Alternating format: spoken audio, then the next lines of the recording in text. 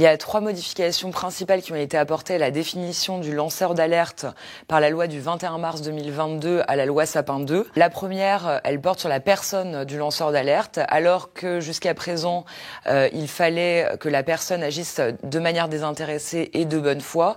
On abandonne ce critère de manière désintéressée pour l'y substituer sans contrepartie financière. Le deuxième, c'est l'objet de l'alerte en elle-même, puisque alors que dans la loi Sapin 2, il était prévu que seules les violations graves et manifestes pouvaient donner lieu à une alerte, désormais, une violation du droit de l'Union est envisagée. Et le troisième, c'est le critère lié à la connaissance personnelle par le lanceur d'alerte des faits qu'il signale, puisque désormais, c'est uniquement s'il n'en a pas eu connaissance dans le cadre professionnel qu'il devra en avoir eu une connaissance personnelle.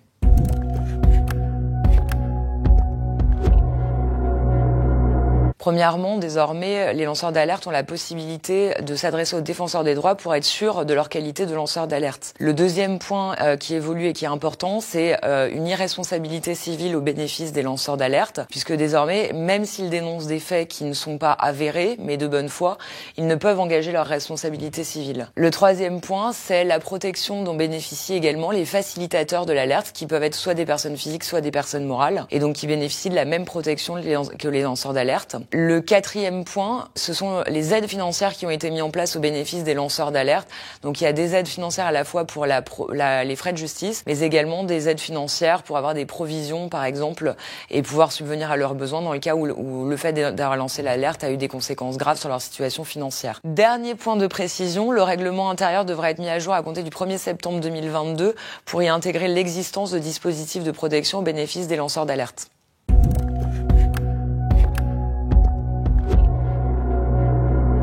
Aujourd'hui, il existe 3 niveaux de signalement au bénéfice des lanceurs d'alerte. Premier niveau, le signalement interne à l'entreprise. Deuxième niveau, le signalement externe.